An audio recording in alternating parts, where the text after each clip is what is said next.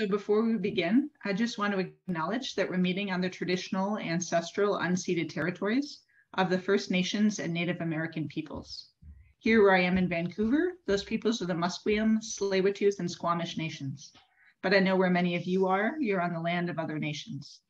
Always, but especially during this difficult time, let us remember our connection to our sisters and brothers in these nations and pray for the day in which we might be with them in right relationship. So welcome. Thanks so much for joining us. Over to you, Harold. Well, thanks so much, Kathy. I just want to say a little bit by way of reminding you of, I don't know if I'm reminding you, last week, I was supposed to distinguish between two basic kinds of mystics, monistic mystics and theistic mystics. I had it in page 2 and page 3. But anyway, the basic idea is, can you ever become united or one with or identified with ultimate reality or God? Can you ever actually get there? So that's a question. And the monistics say we come from one, capital O1, we come from the highest one, and we ultimately return to the highest one. Okay, so it's like a circle.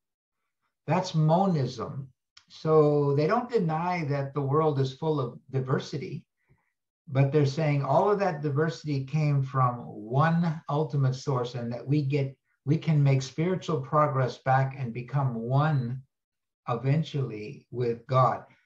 Now, theistic mystics say we can make an infinite amount of spiritual progress and moral progress, but we never actually become one with God. God is infinite and we're finite, but since there's an infinite distance between us and ultimate reality, we can always make progress. So you see the two different kinds of mystics, the monistic and the theistic. Now, in Buddhism and Hinduism, there's a fair amount of monistic mystical thought. Okay, and in fact, of these women, like the 10 women we're looking at, the first two, Srimala and today Hypatia, I think are more monistic mystics.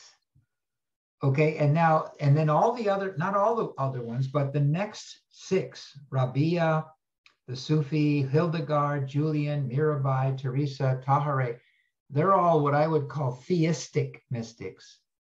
So, and they're coming out of traditional religions. Okay, and then the last two, Mirra Alfassa and Barbara Marx Hubbard, are monistic again. At least it seems that way to me. Okay, so in this course, there's lots of interesting balances. We're looking at monists and theists. We're looking at I and we type of mystics, emphasizing individual spiritual growth or collective or humanity's spiritual growth. Okay, and one other thing, if someone says, you're taking a course on women mystics, so what's a mystic? I propose a short kind of answer, something like this. A mystic is one who seeks spiritual growth in a systematic and disciplined way. Okay, now, again, there's no one definition, but that's a good one, I think, a useful one, because it means you're more than just interested in spiritual growth. It's like you do something about it sort of daily in a systematic way. I, for one, I don't call myself a mystic. I love mysticism. I study it. I try to grasp it. I see the implications of it. But I wouldn't call myself a mystic, because you'd have to be devoted almost full time to a process. At least that seems that to me, that's how someone emerges as a mystic. They've spent a great deal of time, delving into the process of spiritual growth. They never quite leave it. Okay. Okay, that's only my impression of that term, mystic. So a spiritual person might be a mystic, or a spiritual person might not be. They can still be interested in moral spiritual growth, etc., and applying it to social justice issues or whatever. Okay, going on now to Hypatia, I want to introduce something before I'd like to look at that chart. Not yet. I sent you a chart called the Circle of Existence. You know, that chart, the idea behind it, it's called a lot of different things. For example, it could be called the Circle of Existence. It could be called the Return to the One. You know, have you heard of this question? Where did we come from and where are we going?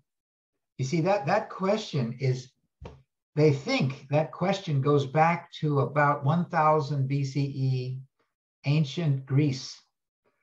There were a group called the Orphics, the Orphic mysteries.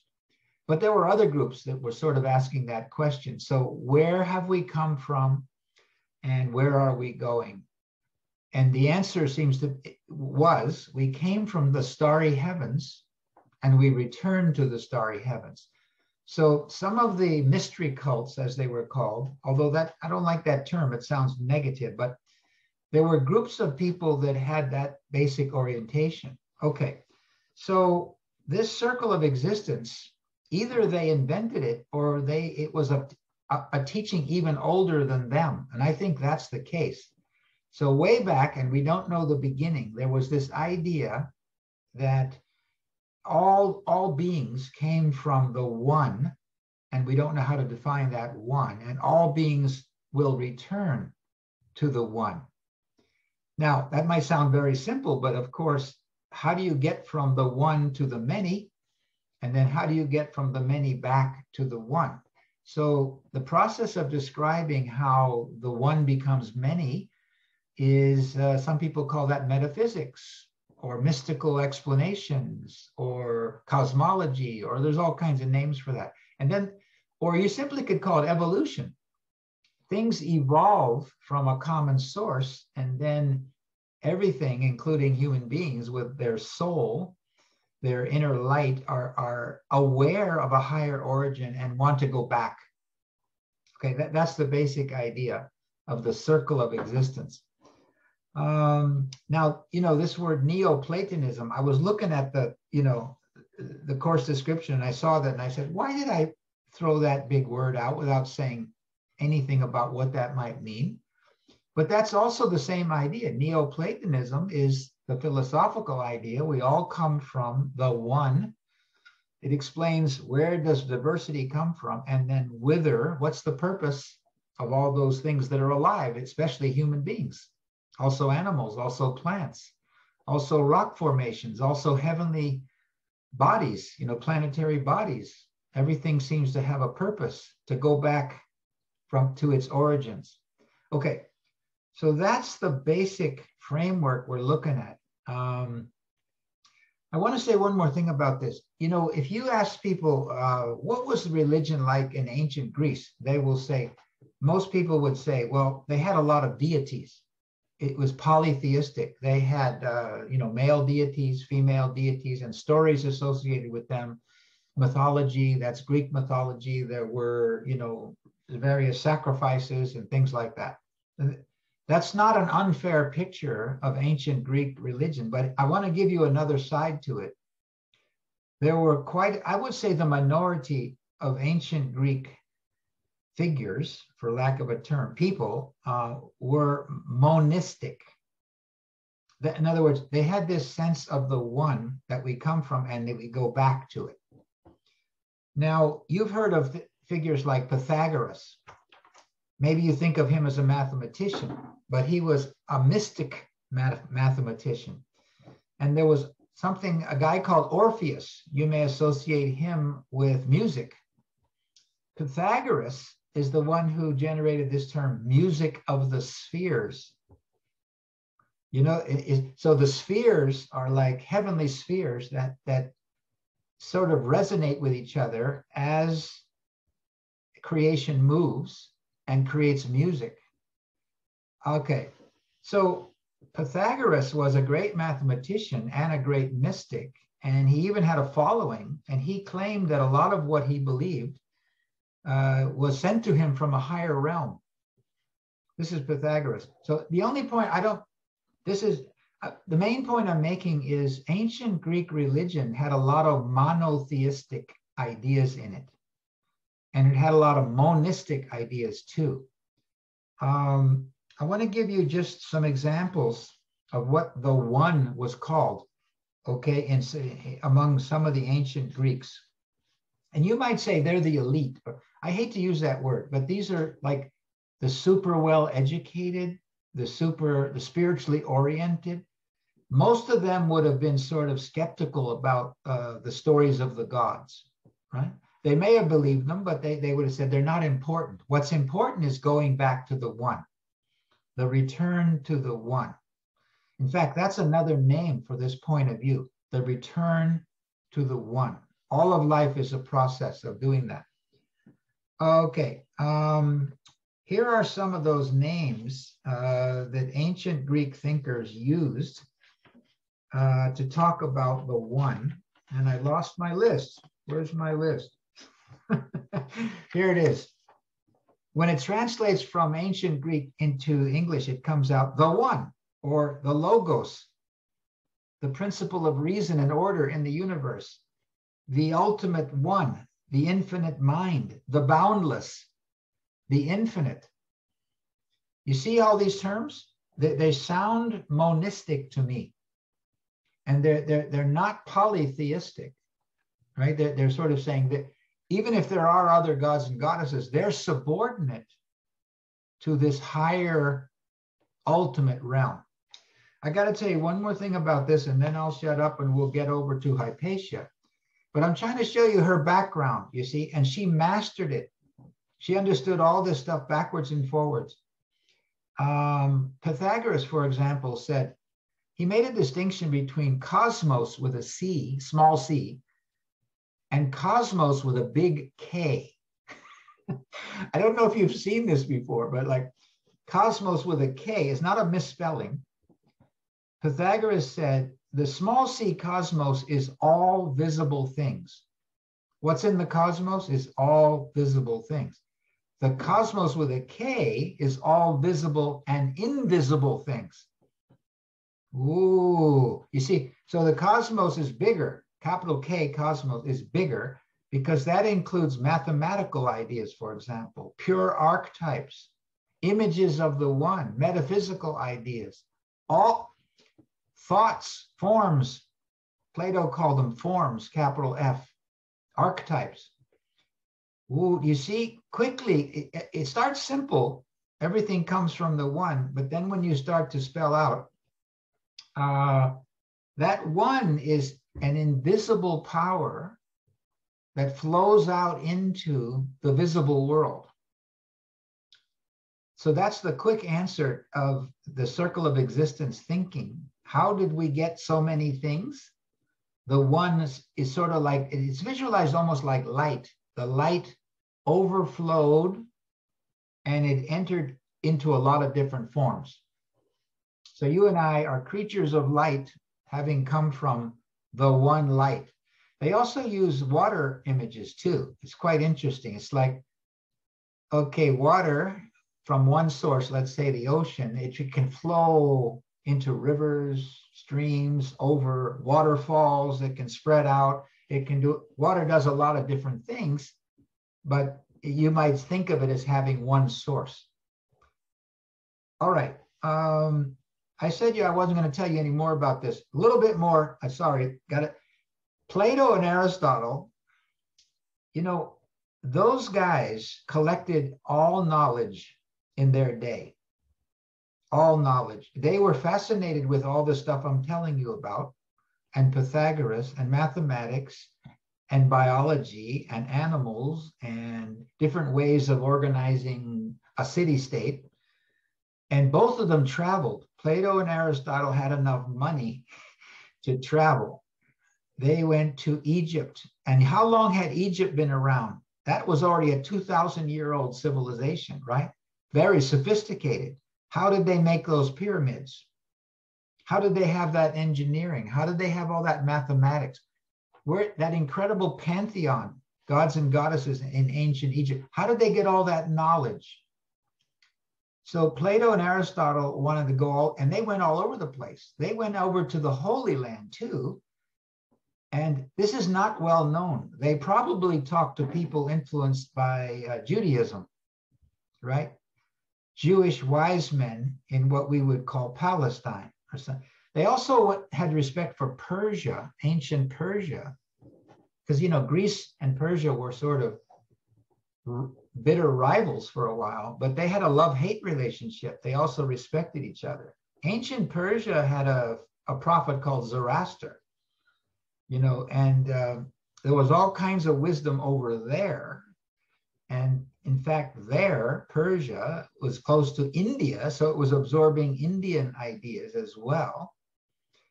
So, okay, so what I'm saying is, when we get to Hypatia, she's going to be about, she's 700 years after the birth of the city of Alexandria.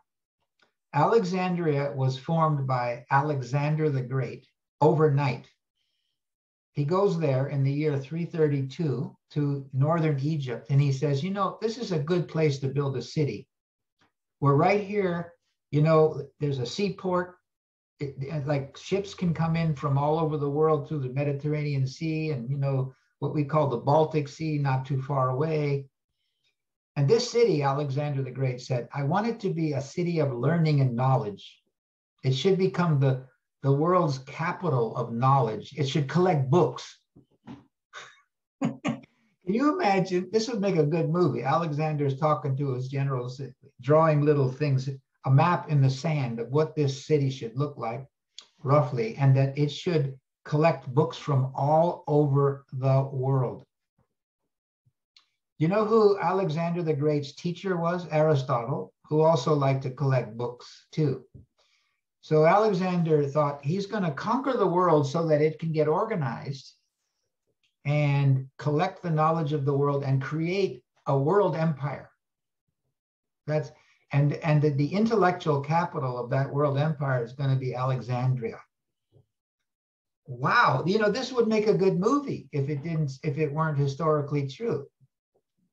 So literally overnight, Alexandria becomes a city that's serious. It does all this trade. And they had a rule. If you come to Alexandria, we'll trade anything, but we especially want to trade books.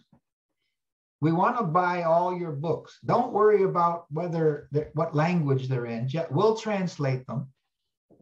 So that's how the big library in Alexandria got going. And literally it became the intellectual, spiritual capital of the Western world. So it was almost like a brain drain too. Like, you know, Jews were there, Egyptians were there, Arabs were there. By the time Hypatia got there, so 650 years after Alexandria is absorbing the knowledge of the world, she arrives, and she literally knew more than anybody else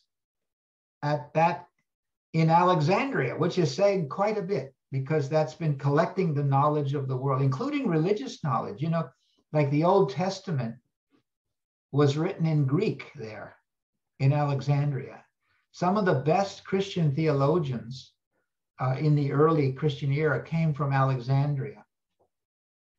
Some of the most liberal, some of the most conservative, right there. Same with Jews, some of the most conservative, some of the most. There's a guy named Philo. I really like Philo. He was a Jew who believed in this circle of existence thing. And he tried to combine the circle of existence with his understanding of Moses's revelation. Also, you've heard of Ptolemy. So he was the guy who collected astronomical data. There was people that collected literature, what we would call history, geography, certainly mathematics, physics, biology. Aristotle loved biology. He thought, oh, we got to collect all the parts of living things and see how they're organized. That's the many. They came from the one, but those are the many. Okay, I hope I'm making some sense to you, because you got to sort of see the background of Hypatia to realize what an amazing figure she is, right? She knows all this stuff I'm mentioning, but great details, way beyond what I know. So in other words, she completely mastered Plato and Aristotle, who had collected the knowledge of the world, who knew about Pythagoras and Orpheus and all kinds of other stuff. And mathematics, this is interesting to me, mathematics was seen as a spiritual discipline. So I don't know what you think about mathematics. I think most people think about it in connection with the economy or maybe with engineering and science.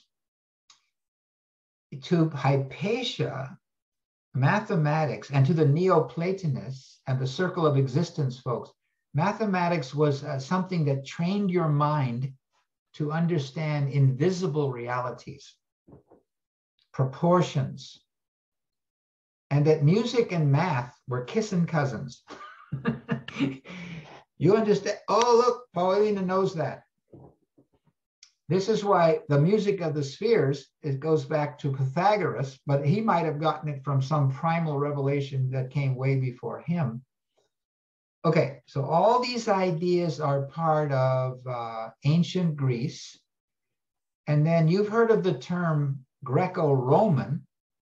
You see, the well-educated Romans adopted wholesale the intelligentsia of Greece. At least that's what I think I see. So, okay, for example, if you'd have said, like to a Roman senator, what is the worldview of Rome? They would have said something like cosmopolitanism.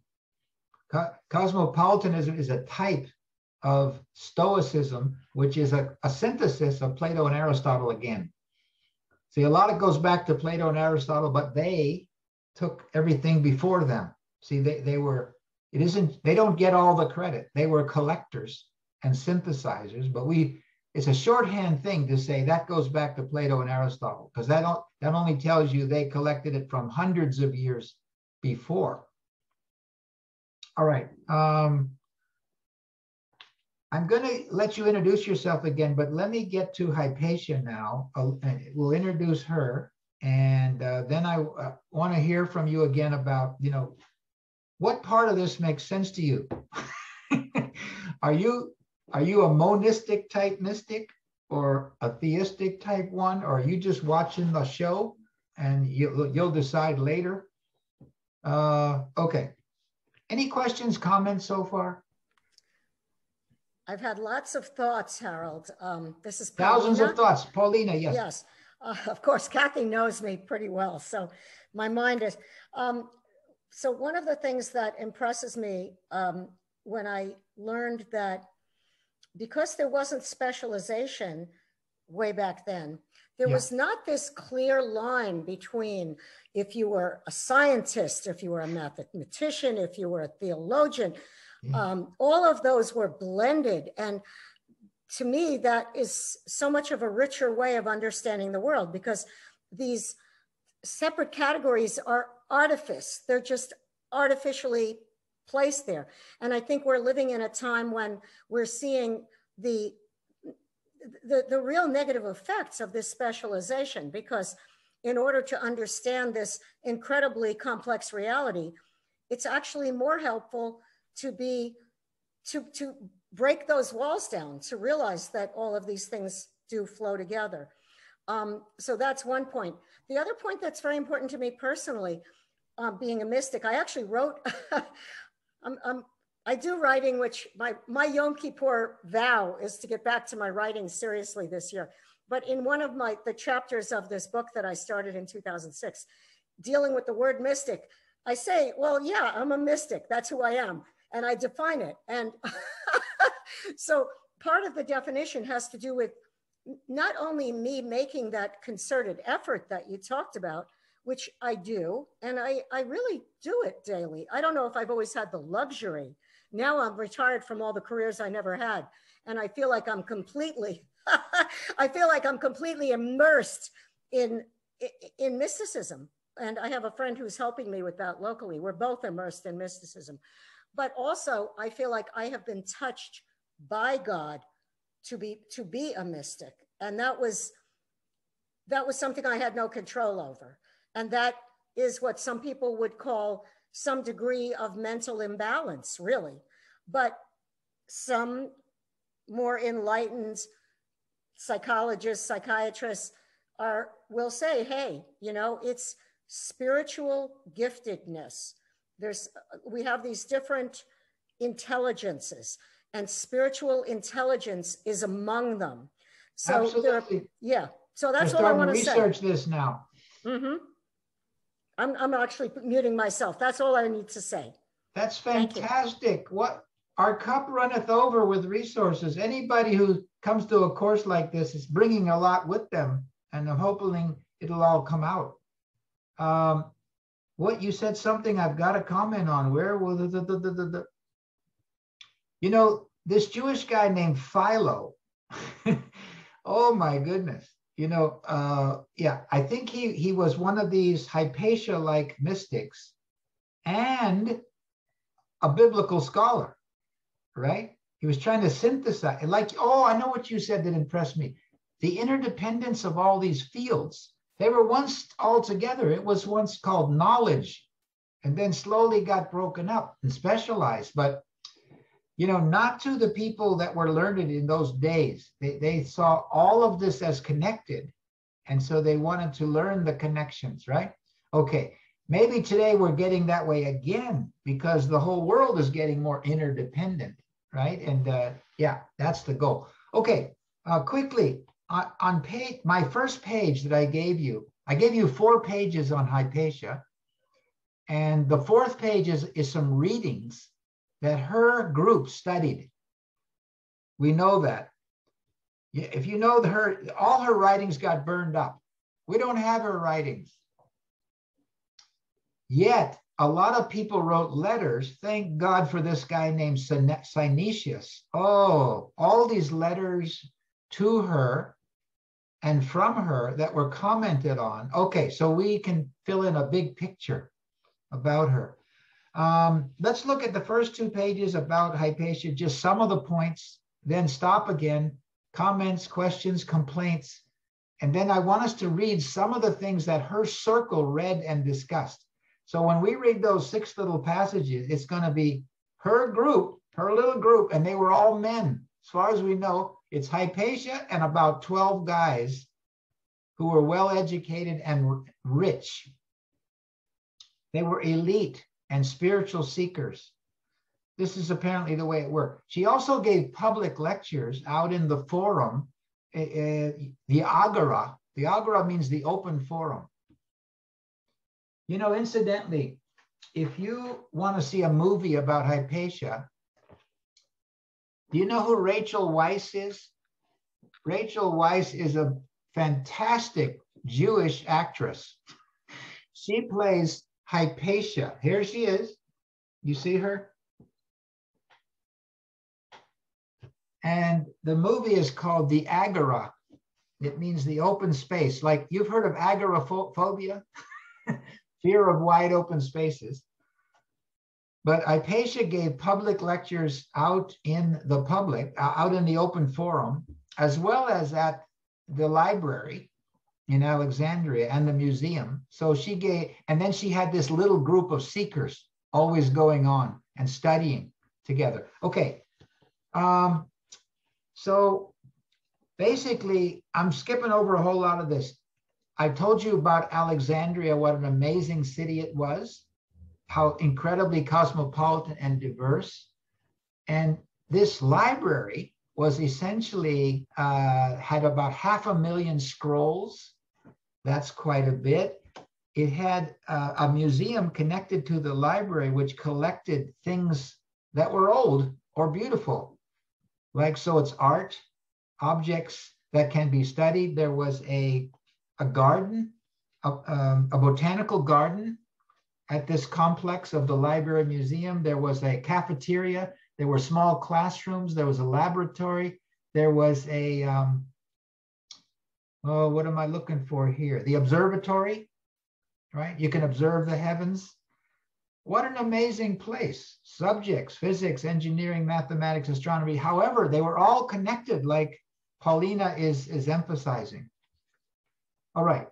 Now, here's a big, big idea. In the middle of the first page, I have something called virtue or arete. That's a Jewish word, or excuse me, a Greek word. It means excellence or virtue. Wow, this was very important to Hypatia and the classical Greeks. We want to be excellent in our understanding, excellent in our music, excellent in our mathematics, excellent in our architecture, et cetera, et cetera. Now, the belief that everyone has inner arete, we have the capacity for virtue, that should remind you of last week. We have Buddha nature. So Srimala has discovered Buddha nature, and you could say Hypatia is building on this concept of arete. Our mind and heart and soul aspire to understand the one from which we have come. And we can really make progress in that way. Okay. She was accused of being a pagan, which to conservative Christian ears, that's bad, right? The historical fact is she was tolerant of pagan rituals, but she wasn't a pagan. She didn't observe those rituals. Her religion was Neoplatonism. Her religion was the return to the one, the mystery of being. That was her real religion. I try to describe Neoplatonism at the bottom there of the first page. It uses this term, the one. Here's another term, the source of all truth, beauty, and goodness. Oh, isn't that an incredible idea? The source of all truth, beauty, and goodness. So that's a phrase that Plato used, but Plato got it from all those other places that he had collected knowledge. I mentioned down there the 4 cardinal virtues: wisdom, courage, self-control, and justice. Wow. Those are big and very important. Cardinal virtues. There's other virtues, but those are considered from a classical Greek point of view the most important. And there's levels of knowing: sensing, reasoning, intuiting, and illuminating. That's the highest form. Those correspond with levels of being. The levels of knowing correspond with the levels of being: body, soul, intellect, capital I, and the one. You see, it's like this. It's almost like a pyramid. There are levels. Everything's going up and everything flows down. At the very bottom of page 1, it mentions Synesius. This was a guy who became a Christian bishop who loved the leadership and studied with Hypatia. And he was the most prolific writer of letters. And thank God we've got all these letters, because we could find out what she was teaching, what she was doing, what they were saying. They were spiritual friends. So can you imagine? These are basically guys, rich, intelligent guys who are studying with Hypatia because she's the best teacher in town, in a town with many good teachers.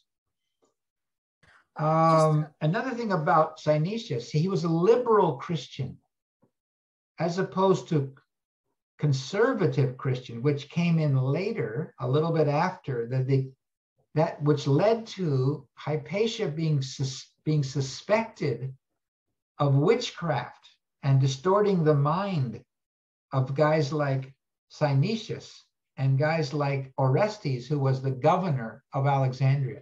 That would be a big job, the governor of Alexandria. His primary consultant, that governor, was who? Hypatia.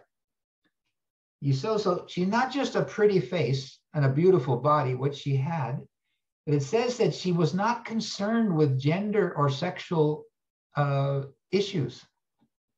She considered, she was interested in capital B beauty, not small b beauty. And sex for her is sort of low priority, extremely low priority. She has, you could say bigger fish to fry. She wants to make progress toward the one. Okay, I'm going on to page 2 and saying a little bit there. Top of page 2, it mentions this inner circle. She guided her inner circle.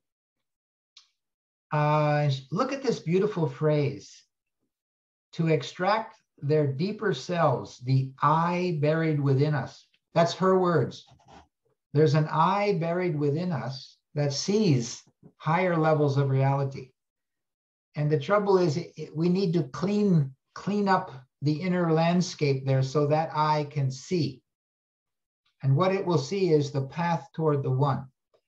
The luminous child of reason, she called that I within. The whole goal is to ascend towards divinity or the one or the source of truth, beauty, and goodness. Okay, and now along with this is this concept of ethics. We should behave beautifully because we aspire to get closer to beauty and truth. Our character should be beautiful. Wow. So, I meant to mention one of those four cardinal virtues. She was considered the incarnation of one of them called self-control. Oh my God. Self-control means self-mastery. It means you never lose your cool, right? You are always looking at the big picture. You do not sweat the small stuff. You're interested in justice for everyone. And think about what justice for everyone would mean in Alexandria, because Jews, Christians are there. You have all these scientific types. You have people from different backgrounds, different ethnicities, Arabs, Africans, people from the Gauls. You know who they are? We call them the French today. Iberians. That's the Spanish. All the people that trade with Alexandria, some of them stopped to live there. A lot of Jews. This was one of the big capitals for Jews in the world at that time. Okay, what am I trying to show? Oh, look what happened. Did you see, if you read page 2, did you see that third note down? This is really something. I'm going to read it to you. Once a student fell in love with her. Her meaning Hypatia. Okay, imagine this guy. He's about 22 years old or so. They showed this in the movie. To punish him, she showed him her sanitary napkin. I'm translating. They called it something else in those days. This is what you really love, my young man, she said, but you do not love beauty for its own sake. So this woman who never got angry at this guy. And this is what she showed him. And it was incredibly efficient. This worked. In other words, he went back to the drawing board. He says, oh, we're here learning about truth, beauty, and goodness. Okay, I was sort of falling in love with you, but no, that's not proper, is it? So he got it. This is a very interesting little vignette that got preserved in the letters. And I'm glad it's there because she never got mad. This was the one exception. This guy was really messing up the agenda. And she straightened him out forthwith. Okay, halfway down on page 2, I mentioned this guy Orestes, the governor of Alexandria, a liberal Christian. He resisted the growing influence of Cyril, who was the new bishop in town, very conservative, and an ambitious churchman. Suspicion arose among Cyril's adherents, his following, that Hypatia was the main cause of Orestes' resistance to what Cyril wanted to do. You see, Cyril wanted to convert everybody to being Christians. And Orestes says, we're doing fine. People can be Jews, they can be Christians, they can be, Greco-Roman philosophers, they can be scientists, they can be poets, they can be artists. We want diversity here. We want to respect people. So he's a Christian, but he's liberal. Okay. And a lot of the people following Hypatia were liberal Christians too, more than anything else. So now this other guy comes along and says, she's a bad influence. And Cyril must have said this in certain places. And then some people, not Cyril, but his supporters, got really angry at Hypatia, and they killed her in a horrible way. They pulled her apart. Now, okay, and this is described down here. A Christian mob assassinated Hypatia.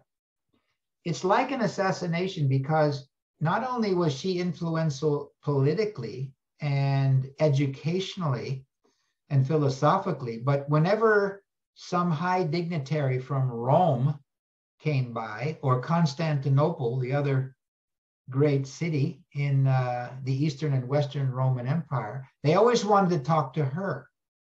They wanted to talk to Hypatia before anyone else. So their agenda would be talk to Hypatia, talk to Orestes, talk to, any religious leaders that we happen to need the advice of, or people who are building buildings, economists and wealthy folks. We'll talk to them. But Hypatia was always first. It's quite an interesting testimony. Okay, so you see how much power she had and influence. That is why this conspiracy theory grew, that she's warping Orestes, the governor, who is trying to put a curb on Christian conservatism so as to respect, you could say, religious diversity and cultural diversity in Alexandria, a town that had been that way for 700 years. It had always been open to diversity. It was cosmopolitan. That's precisely what all that means. And I quoted you from the book on Hypatia. This is the book.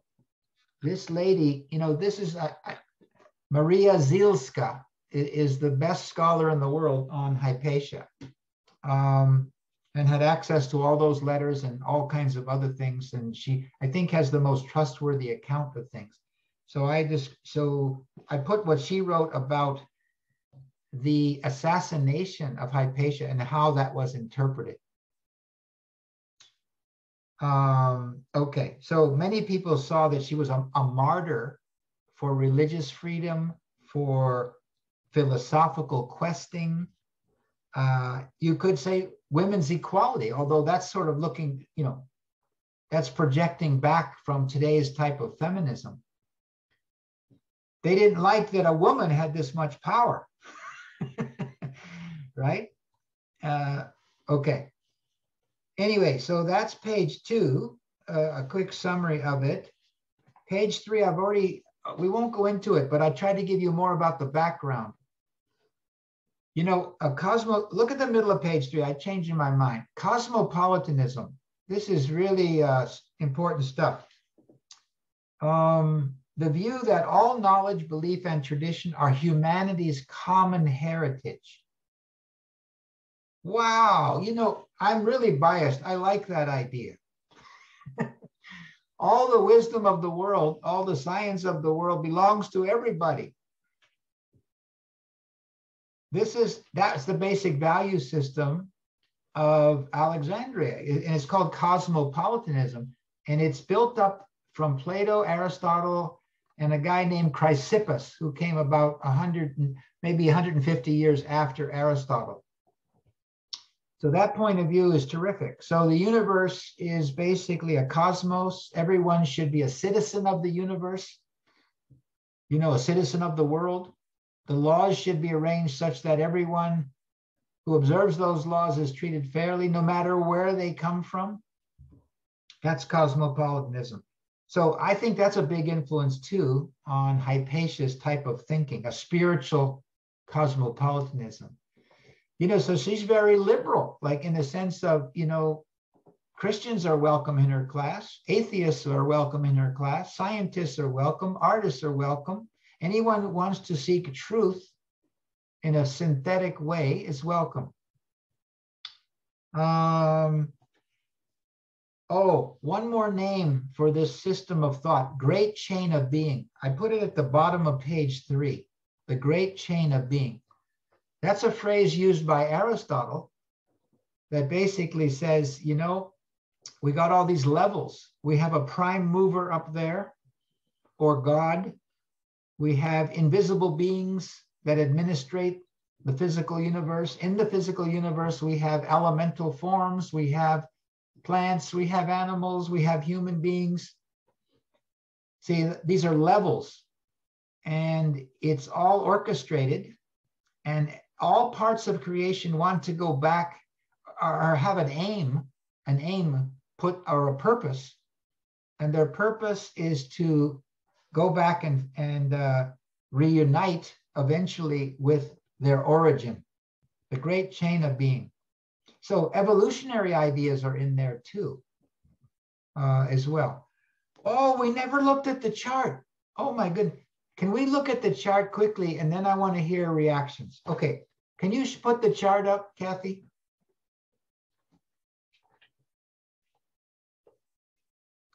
Yes. Where did it go? I just have to open it on my computer. Yeah.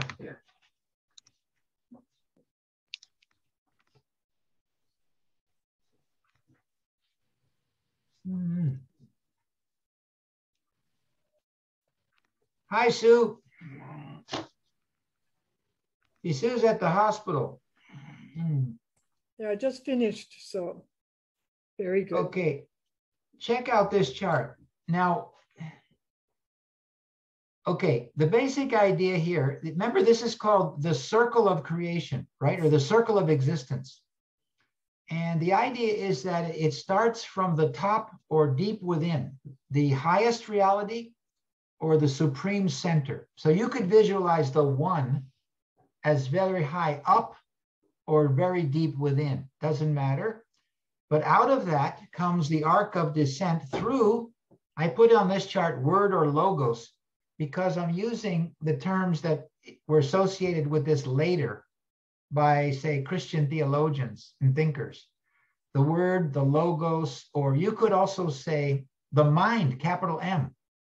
So first comes the one, then comes the mind, the word, or logos, or you might even throw the word spirit in there, capital S. So the one delegates or emanates the mind, let's call it the mind, and then the mind emanates other levels of creation, the material world, the plant world, the animal world. That's called the arc of descent, arc of descent. So I put an arrow there. Look at that interesting place at the bottom. Can you lift up the chart so human beings. Oh my, what an interesting spot. So we're at the lowest point of the arc of descent and at the beginning of the arc of ascent. The arc of ascent could be called spiritual progress. But look at human beings. We have a body, a mind, and a spirit. The tripartite nature of the soul, emphasized by ancient Greeks and things, ideas that came long before that. By virtue of our body, we're connected to the animal world. By virtue of our soul spirit, we aspire to go up into the spiritual realms and get closer to the one. And the mind is sort of halfway in between. The mind knows what the body's doing and what the spirit wants to do. Have you ever heard of Sigmund Freud, id, ego, superego? Those are these three things again. Plato called this the black horse, the white horse, and the charioteer. The black horse was the body, the white horse was the soul and spirit, and the charioteer was the mind who has to negotiate between the needs of the body and the needs of the spirit. Wow. But in any case, you see this chart called the circle of existence. It's also called the perennial philosophy. It was something that was sort of in the backdrop of Pythagoras and Orpheus, and who knows where the origin of this is. It's like a primal revelation. But look what it says. Here's where the controversy comes in. You see that spiritual progress, and then I start showing some dotted lines. Can you actually get to the supreme center? Can you actually get to the highest reality? The monists say yes. you can get all the way back to the source, whether it's conceived as deep within or high above, whether it's transcendent or immanent, you can get there. You can become one with your origin. So that's what the monists say. And the theists say, you can't get there. You can really make a lot of progress, but you never can be one with God. God is above the creation. God is watching all this. God set the whole thing in motion through the word, logos, spirit, and God is above it. You can't get there. Anyway, so that's the, you might say, intellectual struggle of the different kinds of mystics. But some people say that's just semantics. One with God means getting close to God for some people, and others say, no, it means actually becoming God. It's like the ocean, the drop falls into the ocean and actually becomes one with the ocean, indistinguishable. And so a theist would say, okay, if we're going to use that metaphor, I'm saying that drop never becomes one with the ocean. It's too small. It might get bigger, but it'll never become one with the whole ocean. Okay, let's stop. Let's go back to the drawing room. Here we are. All right, what are your comments, questions? I want to hear from everybody. Kathy, what do you think of all this stuff? This is great. Noah, thank you so much. I studied philosophy for my undergrad back in the day, so I used to be way more familiar with these names than I have been in a while. So this is awesome. And I didn't know the whole story of Hypatia.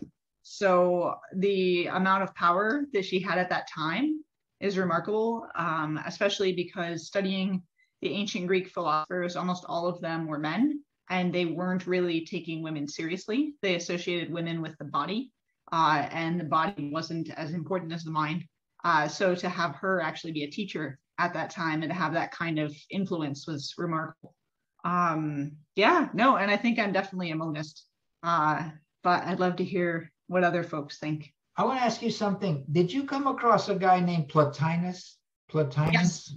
Yes. Yeah. You see, he combined Plato and Aristotle and put a spiritual twist on it. And so that chart that we just looked at, most of that is sort of using his terms, Plotinus. But that idea is before him, right? I'm trying to convey something that's very old, that's been reformulated.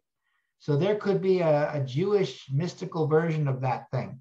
There could be an Islamic version of that. There could be different Christian versions of that. I gave you something not far from what might have been in Hypatia's mind at the time.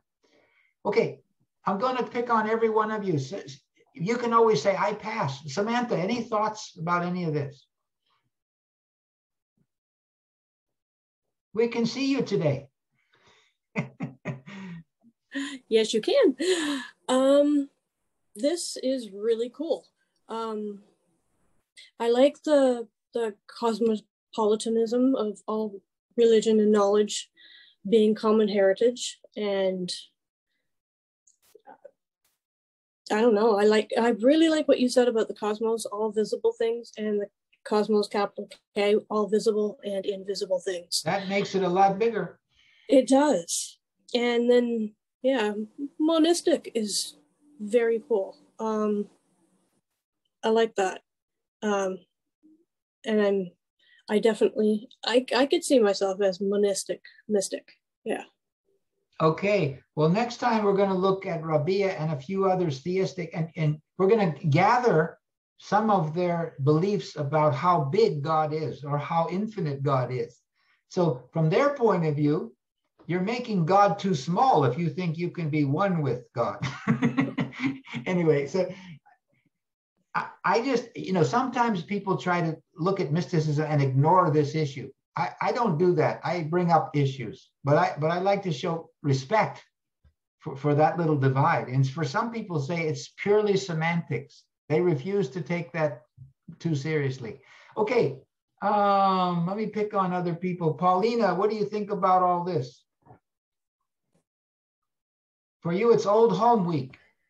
Yes, it's so many things that I've been thinking about for ages, and it's so perfect to be talking about this monism, especially right now, because you hit upon the question of what we're capable of. And I say in the moment, I put time as a factor in all of this. With our own consciousness, I believe all we really have is the moment.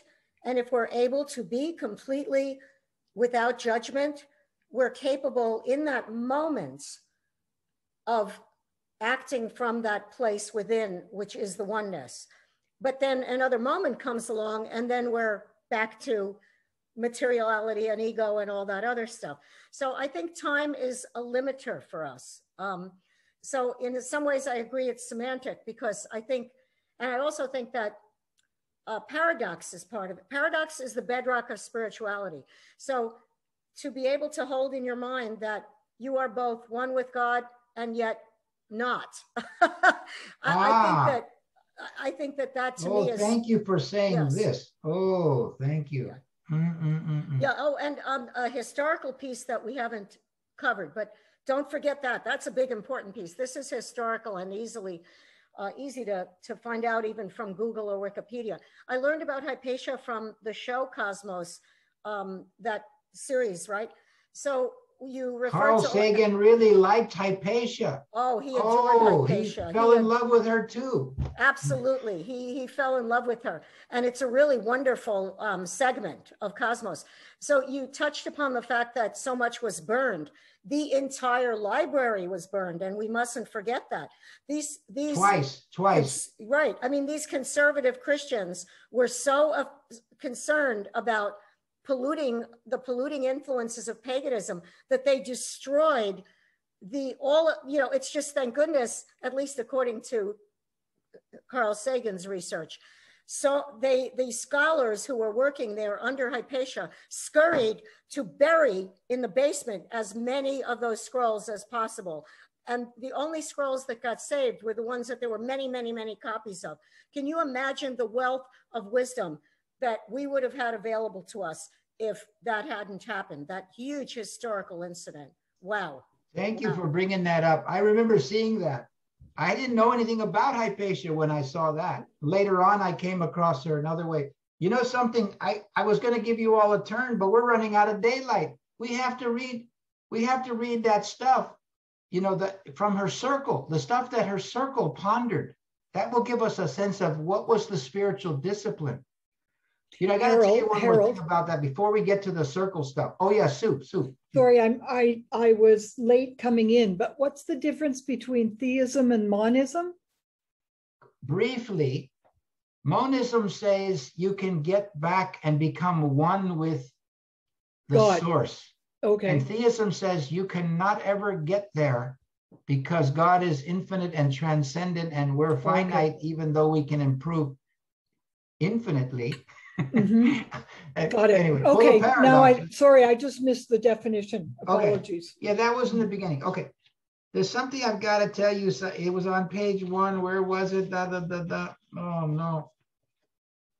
Well, never mind. Okay. Look at the 4th page, which is readings and images contemplated by Hypatia's circle. The circle means that little group up to 12 or 15. And she had it over a long period of time, like from this was 390, the year 390, all the way to the time of her death. How long is that? 25 years, right? From 390 to 415, that's when she was, assassinated, martyred. So for 25 years, she was doing these circles, and they're studying spiritual classics. I want to explain what those classics are briefly. The book like Plato's Republic, Aristotle's Metaphysics, Plotinus's Aeneads. Aeneads means the nines. For some reason, he wrote 9 sets of 6 essays all about how the one becomes the many and how the many becomes the one, and it ends up a fat book. Anyway, that book is a spiritual classic for Hypatia. What else? Pythagoras. Anything having to do with Pythagoras was considered a spiritual classic. You know, Pythagoras had a vegetarian community with initiation rites. Oh, and there's one more thing I want to emphasize, the ethics. This bit about you've got to embody the virtues in order to be making spiritual progress. So ethics is not just a sidebar. You have to be just in your behavior. You have to be courageous. You have to be seeking truth. You have to be self-controlled.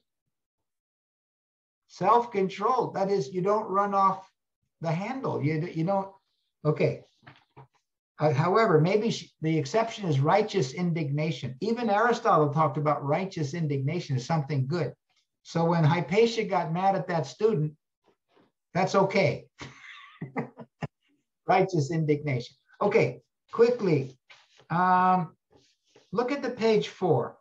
Not on the screen, but what I gave you. It says, the allegory of the cave. I want to ask, has anyone ever heard of this before? A few people have. Okay. I almost want to do it last. We'll come back to that. Okay, the divine choir. Kathy, can you read that one to us?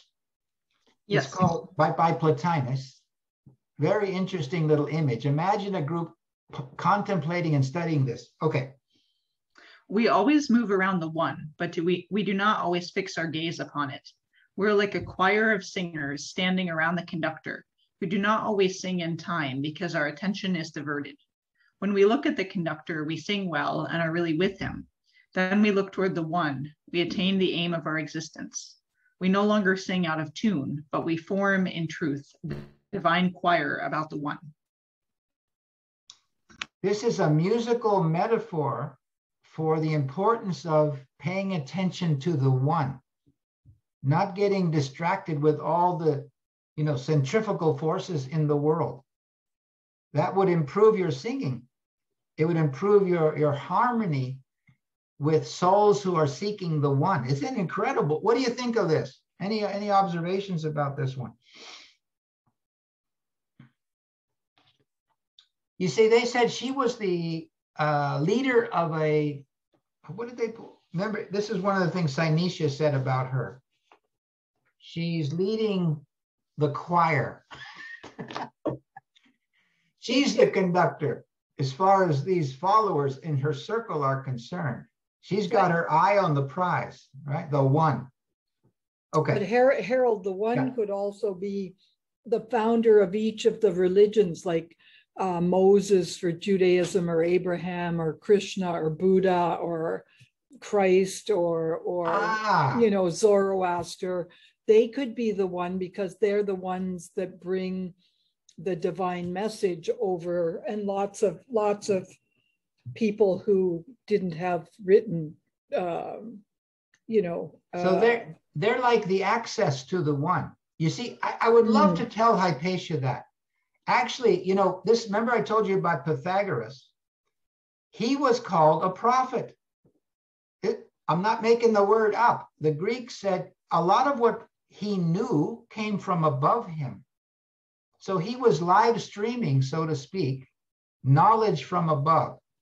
Empedocles was another guy like that, who he was called a thinker and a sage, but it was well known that he kept claiming, I'm telling you what was given to me from above, right? So this is close to what Sue is saying. The founders are revealers. They're giving you, like Buddha would probably say, you know something? The Dharma came to me. The Dharma is bigger than me. And I'm sharing with you the Dharma, right? So in a way, the founders of major religions are like, your access to the one. Philo thought this exact thought about Moses. Philo, this guy I like in Alexandria, said precisely that. I know about the one because of Moses. Okay, who else wants to read? Paulina, you must like to read. Can you You know unmute? how much I love to read. Okay, can you read? How about the perception of eros, which means love? Okay. Yes. When we see the beauty in bodies, we must not run after them. We must know that they are images, traces, shadows, and hurry away to that which they image. For if we run to the image and want to seize it, as if it was the reality, then we cling to beautiful bodies and do not let them go. We sink into the dark depths where the intellect has no delight, and we stay behind in Hades, consorting with shadows there and here. Wow. You know, this is not Puritanism. This is sort of saying there's little b beauty in bodies and then big B beauty that's part of the one. And that is what really matters. She's also going to say later on, right here, the next thing we're going to read, little b beauty comes from big B beauty. It's a little glimpse. Who else? Joan, can you read? Please unmute, Joan, and read the Genesis of Beauty. Pray tell, where does beauty come from? Is there any likeness between the loveliness of this world and the splendors of the Supreme? What is there in common between beauty here and beauty, big beauty, there? All the loveliness in this world comes by communion in ideal form. Where the ideal form has entered, it has grouped and coordinated what was to become a unity. It has rallied confusion into cooperation. For the ideal form is a unity, and what it molds must come to unity. For example, a house crafted under the guidance of beauty confers loveliness upon each room, each window, each stone.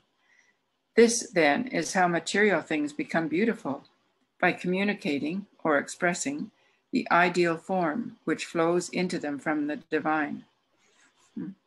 That's a theory of beauty, how to cultivate beauty. Why one horse is more beautiful than another. Why, one building is more beautiful than another. The closer it comes to some kind of heavenly archetype, the better. And that we have this inner eye that can get strengthened and see this, how to move from small b beauty to large b beauty. Who else is willing to read? How about Linda? Can I pick on you? Sure. Can you read where it says the soul and beauty? Okay, the soul and beauty. The beauty of noble conduct and of learning, the splendor of virtue, the face of justice and moral wisdom are beautiful beyond the beauty of evening and dawn. Such vision is for those only who see with the spirits, with the soul's sight. And at the vision, they will rejoice, and awe will fall upon them, and a trouble deeper than all the rest could ever stir. For now they are moving in the realm of truth. This is the spirit that beauty must ever induce, wonderment and a delicious trouble, longing and love, and a trembling that is all delight. Delicious trouble. Beautiful. This is a theory of aesthetics. She's saying, I think this would be powerful for artists and writers, people that try to make a song. Oh, you're drawn, you got to say something and show something. Oh my goodness. So out of Plotinus and this kind of circle of oneness comes a lot of interesting ideas about how to make the world more beautiful and more ethical too. Behavior can be crafted, just like you craft anything else. Other thoughts about this? Okay, let's read two more. The one at the bottom is Harold, if everybody followed this image, yeah, the world would be a perfect place, right? Hallelujah. I know, but the wisdom, we think that the wisdom, is more modern, but it isn't. It's ancient wisdom. But obviously over the years, people haven't gotten it, haven't understood. So if we practiced what Plotinus was saying, then, the lamb and the lion would be laying down together. You know, I think Plotinus was sort of a prophet too. I believe that Plato and Aristotle had a prophetic role too. They were collecting stuff that's really important. How did they decide what was important? You know, Sue and I are Baha'is, so we know that Baha'u'llah actually complimented Plato and Aristotle. He didn't say everything they said is true. He said they provided services for humanity, right? In defining the objects of reason, what reason sees if it's operating clearly and properly. And this Plotinus guy, oh, he puts a spiritual spin on it that's quite amazing, quite amazing. But talking about justice and moral wisdom, like if everybody contemplated justice and moral wisdom and sort of strove for it, then like it'd be amazing. Absolutely. I'd love to give the heads of state, all 200 of them, a virtue pill. And they wake up the next day and they're thinking and talking like Plotinus here. And can you see why Hypatia's circle would pick stuff out like this? Oh. These are like this is like Bible study, except it's their spiritual classics, right? And these Christian guys, you know, these bishops or bishops in training, they didn't mind any of this. This to them seemed very universal, very applicable, consistent with the highest wisdom they knew about. Okay, anyone else willing to read that hasn't read yet? Kathy, can you read the contemplation and receptivity? It's sort of like almost a meditation. This is sort of like a Buddhist meditation. Perfect for you. Perfect. Let each soul make itself worthy to contemplate the great soul by ridding itself through quiet recollection of deceit and of all that bewitches the vulgar. Let each soul seek the quiet. Let its surrounding be peaceful. Let the earth be quiet, and the sea and the air, with heaven itself waiting. Let each soul observe how the soul flows in from all sides into the resting world. Even as the bright beams of the sun enlighten a dark cloud and give it a golden border, so the soul, when it enters into a body, gives it life and timeless beauty and wakens it from sleep. You see how they're talking about the soul with a small s and a soul with a big S. That's sometimes called the world soul. You know, someone like Emerson and the Transcendentalists around the Boston area, they fell in love with this point of view. There's a world soul, and we can access some of it. And all parts of nature can access some of it. That's why they look so beautiful. Wow, quite amazing. And the imagery too, the dark cloud that's got sort of a bright edge, because what's behind it? The sun. The light is sort of, you know, streaming through and is visible to some degree. You know, Plotinus was a really popular teacher in Rome. He went from Alexandria to Rome. He was so popular in Alexandria that you know, the Roman Empire says, I want you to come here, Roman Emperor, and teach here. There's a rich lady that has a mansion, and that's where we want you to teach. So he had a circle too. And it was full of this. He also said things like this: I'm embarrassed that I have a body. I kind of wish I didn't have one. You know, the body is a drag. So he was he was so eager. I think Hypatia thought a little bit like this. I really want to be climbing up toward the one. In some ways, the body gets in the way. That's a little bit of it's a certain point of view, that the soul is like imprisoned in the body. On the other hand, Plotinus said, you look at the body, it's kind of an interesting creation, isn't it? Look how it's made. Oh, all those parts working together. It enables you to have, you know, sense things and see things and move. And and other animals have sort of a body too, with a slightly different form, and there's beauty in all that. So he used This is Aristotle talking, but he's combining the scientific appreciation of diversity with going back to what gave the form to all those bodies in the first place. Contemplating nature, contemplating the ocean. You can contemplate anything as a source of spiritual enrichment. Okay, we're running out of daylight. I quickly want to tell you about the allegory of the cave. An allegory is like an extended metaphor. The basic idea is that human beings are shackled and they're looking at a cave wall in front of them. And what they see are shadows. And those shadows are cast by things going on behind them. Like there's sort of animals and people walking in front of a fire, and therefore the light of the fire casts a shadow on the walls. All the people see are the shadows and the images. And that's the way most of normal reality is. But then somebody gets loose and turns around and says, you know what? We're looking at shadows that are cast by a fire behind us. And furthermore, we must be in a cave because there's some kind of a tunnel that goes out into this higher world. And up there are even more spectacular versions of things that we're looking at the shadows of. Oh, and then there's something called the sun up there. That's the source of all light, all beauty, and all truth. And the philosopher, that's what they call this guy who got free. He went up and, he said, I better go back and tell the people in the cave that they're looking at shadows. Plato thought the shadows are opinions, mere opinions and images. And we don't have true knowledge of them unless we understand where they came from, the ultimate source.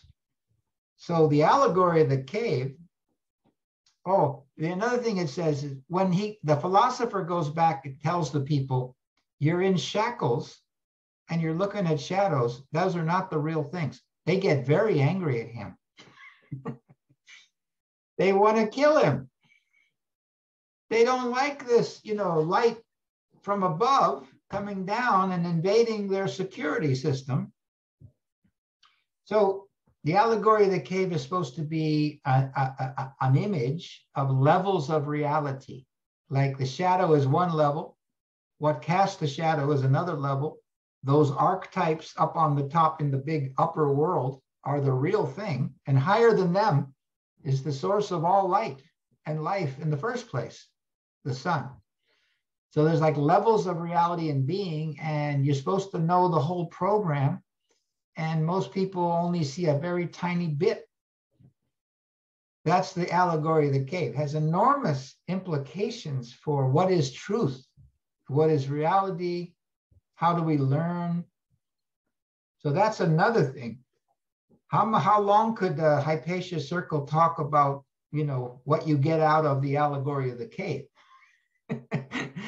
Was there an end to that story about the cave? Because it runs for about 12 or 15 pages in Plato's Republic. Yeah. The end. So the end is they want to kill him, the philosopher. And then, who's telling this story is Plato, but who's he thinking of? Socrates. Mm-hmm. Yeah. They made him drink the hemlock just because he was stirring up people to search for higher levels of truth. Mm-hmm. It's funny because I heard that story. And it must have been my own imagination because I thought the end of it was the person that got the revelation of the light outside of the cave, rescued all of the people and took all the people out through that. Now, I don't know where I got that idea. That was my own imagination. No, allegories have a life of their own. People take them and then they finish the story. The same thing with the blind man and the elephant. That's like a Buddha story, but people take it and run different directions, right?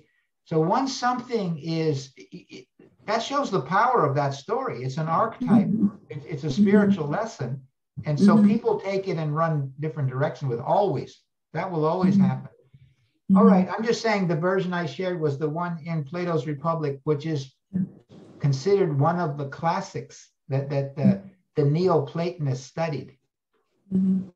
You know, the truly inspiring thing is how much of this would be understood by this Hypatia. That she was also a mathematician, also what we would call an engineer, also early physics. And, you know, she had some trouble with Ptolemy.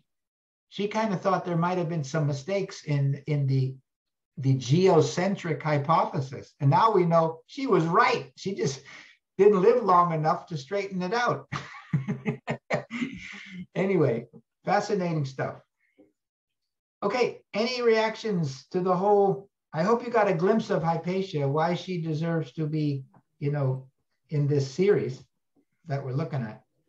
I would just like to say that this study and what you're saying and what's printed, the whole thing resonates so well with me, and it just integrates a whole lot of things in my mind and things that I've pondered. And I also practice Transcendental Meditation, and so, you know, I've done some advanced work in that, and so that's a different tradition.